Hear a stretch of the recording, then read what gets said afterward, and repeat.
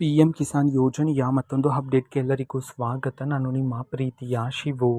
ಇವತ್ತಿನ ಒಂದು ವಿಡಿಯೋದಲ್ಲಿ ಪಿ ಎಂ ಕಿಸಾನ್ ಯೋಜನೆಯ 23ನೇ ಕಂತಿನ ಹಣಕ್ಕೆ ಸಂಬಂಧಪಟ್ಟಂತೆ ಈಗ ಒಂದು ಮಹತ್ವದ ಮಾಹಿತಿ ಆದರೆ ಬಂದಿದೆ. ಬನ್ನಿ ಅದರ ಬಗ್ಗೆ ನಾವು ಈ ವಿಡಿಯೋದಲ್ಲಿ ಇನ್ಫಾರ್ಮೇಷನನ್ನು ತಿಳ್ಕೊತಾ ಹೋಗಿ ವಿಡಿಯೋವನ್ನು ಸ್ಟಾರ್ಟ್ ಮಾಡ್ತೀನಿ. ಅದಕ್ಕಿಂತ ಮೊದಲು ನೀವಿನ್ನೂ ನಮ್ಮ ಚಾನೆಲ್ಗೆ ಸಬ್ಸ್ಕ್ರೈಬ್ ಮಾಡದೇ ಇದ್ದರೆ ಈ ಕೂಡಲೇ ಚಾನೆಲ್ಗೆ ಸಬ್ಸ್ಕ್ರೈಬ್ ಮಾಡ್ಕೊಳ್ಳಿ ಮತ್ತು ಲೈಕ್ ಮಾಡಿ.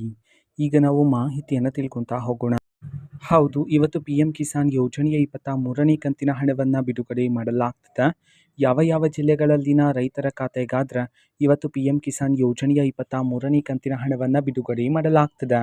ಈ ಒಂದು ಮಾಹಿತಿಯನ್ನು ನಾವು ತಿಳ್ಕೊಳೋದಾದರೆ ಇವತ್ತು ಕರ್ನಾಟಕದಲ್ಲಿರ್ತಕ್ಕಂತಹ ಮೊದಲ ಈ 10 ಜಿಲ್ಲೆಗಳಲ್ಲಿನ ರೈತರ ಖಾತೆಗಾದ್ರೆ ಇವತ್ತು ಪಿ ಎಂ ಕಿಸಾನ್ ಯೋಜನೆಯ 23ನೇ ಕಂತಿನ ಹಣವನ್ನು ಬಿಡುಗಡೆ ಮಾಡೋದಕ್ಕೆ ಸಂಬಂಧಪಟ್ಟಂತೆ ಇದೀಗ ಮಾಹಿತಿಯನ್ನಾದ್ರೆ ತಿಳಿಸಿರ್ತಕ್ಕಂಥದ್ದು. ಈಗ ನಾವು 10 ಜಿಲ್ಲೆಗಳ ಹೆಸರನ್ನು ತಿಳ್ಕೊತಾ ಹೋಗೋಣ. ಬೆಳಗಾವಿ, ಬಾಗಲಕೋಟೆ, ಬಳ್ಳಾರಿ, ಮಂಡ್ಯ, ಮೈಸೂರು, ದಕ್ಷಿಣ ಕನ್ನಡ, ಧಾರವಾಡ, ದಾವಣಗೆರೆ, ಗದಗ್, ಹಾಸನ.